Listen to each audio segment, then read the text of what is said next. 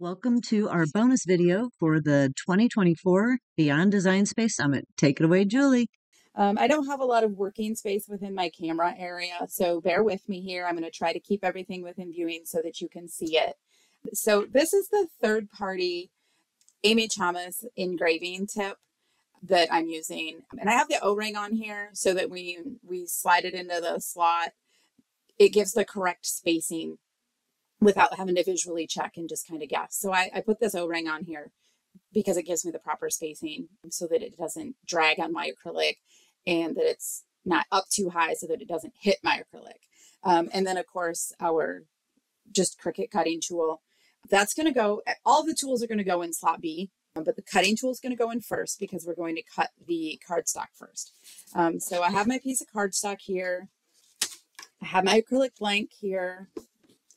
And we need to just peel off one side of the protective film. We're going to keep the other side on.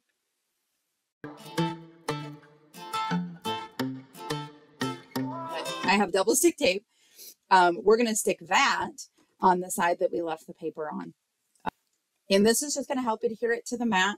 And that's why we leave the paper on so that when we get done, the double stick tape is adhered to the paper and you're not ruining your blank. Well, it wouldn't ruin it. You just wouldn't be able to get all the adhesive off and that would be a mess and you wouldn't want that. So I'm a little overzealous with the tape. I like to put as much tape on. So I'm going to put like 3 nice long strips on here. Make sure they're pressed down good. And then I'm going to have this completely ready. So I'm going to peel off the paper so that the adhesive is exposed. All right, so I got those all peeled off, and then I'm just going to set this aside for now so that we can take, I just have a regular old piece of cardstock. You can use whatever you have on hand, nothing fancy. It can be any color you want, any shape, any size, as long as it's as big as your blank. That's all we care about. I'm going to press the cardstock onto my mat as best I can on camera, but my view is not as big as my cardstock. But you can see that I'm literally just putting it on, like it's just on there. And then we are going to make sure we're pressed down good. We are going to load the mat. And then in our Design Space software, I know you can't see my screen, but we are going to, after we have our blank located where we want it to be, we are going to click continue. So make sure the dial on your machine is set to custom. And then on your screen where it says set base material, I always just select it to cardstock. It doesn't affect anything because the dial is on custom. So cardstock. And then just hit your little flashy Cricut on your machine so that it cuts. And that doesn't take long. It may not give like the perfect cut, but it's fine because it's really just for placement. So don't worry about it. Like if it sticks in a spot or two, I mean, it's going to cut it, but like it may stick in a couple of spots. So we just need to make sure you leave your mat in. Do not push eject. Do not push eject. Say it with me. Do not push eject. Make sure it stays in. And while the machine is still in the machine, we need to remove that piece that was cut out. So I'm just going to take my weeding tool here and carefully peel just that cut piece out. And mine's going to stick a bit because my mat has like double stick tape all over it. So, but it'll be fine. My mat's just a hot mess, like me. Mat is still in. We're going to remove our cutting tool.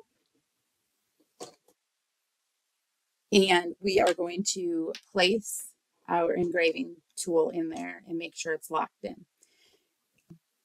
Now we are going to place our blank within this cutout that we did. If you have a large blank, you're going to want to put something like under your mat, under here, like a clipboard, even a ruler would work, so that you have a nice firm surface to press this down And so that when it feeds into the machine, it doesn't like bend. Sometimes it may bend a little bit depending on how much pressure is given. And that can potentially cause the blank to like pop up on the edges and inadvertently, and you might not know what's even happening. It wouldn't be so exaggerated, but then your engraving tip might drag on the blank and you get lines, and we don't want that.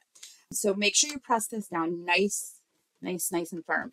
And then we're going to take our painter's tape and we're going to tape the top and bottom edge. This is so that we can potentially, and of course I made the tape like 8 sizes too small.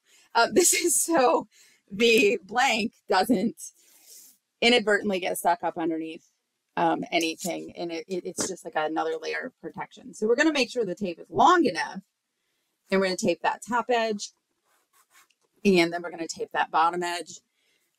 Maybe I'm just a hot mess because I'm really nervous when I do these things, so I'm sorry, you guys. And then tape the bottom edge. And it's okay, like if your design runs up in here just a teensy bit, it can hit the tape for like a teensy bit. It's not gonna, but obviously in general, you don't want it to hit that. Okay, so we are going to, again, make sure we have everything correct. We put in our engraving tip. We have our blank pressed nice and firm within our template. We have the top edge taped. We have the bottom edge taped. We did not eject anything. So all we have to do is press our little Cricut C on our machine and we will continue on with this. Depending on your design, maybe you didn't do the exact design that I did, maybe you did some freestyle. It'll depend on how long it takes this to engrave. Okay, as you can see, we are all done. We have some acrylic dust on our acrylic, obviously. Do not brush this off with your hands. That dust will actually scratch other spots of the acrylic. So what you're going to want to do is take some, I use painter's tape, but you can take any tape you want, but take some painter's tape and we're just going to gently go over the design and get as much of this dust off. And I'm just going to do this quickly because you've been listening to me forever and like you're over it. So you're going to use a few different pieces of tape and you're going to get most of that dust off, if not all. And what you're trying to see is if you like the look of your etch. So we have not ejected the mat. We haven't touched anything. We're just getting that dust off.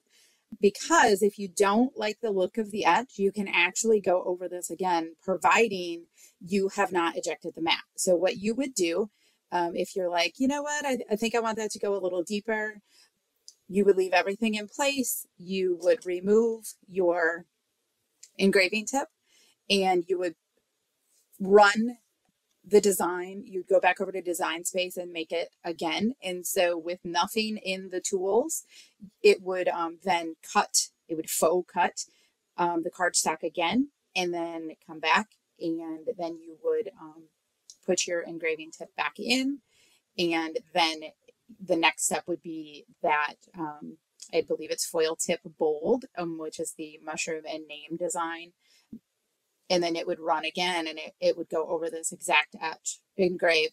So it would make it a deeper engrave if that's what you wanted. I personally think this looks great. So I'm actually going to eject it from the mat. If you don't get all your dust off of there, you know, like mine is right now, what you're going to do, I'm just peeling this off the mat. I'm sorry that I'm not on the screen, but I'm just carefully peeling this off the mat. And what I do is just gently run this under cold water to get the rest of that dust off.